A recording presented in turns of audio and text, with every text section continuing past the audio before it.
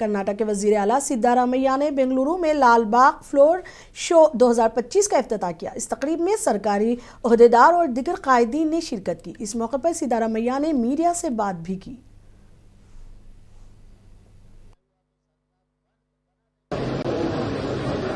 ಈ ಫಲಪುಷ್ಪ ಪ್ರದರ್ಶನವನ್ನು ನಾನು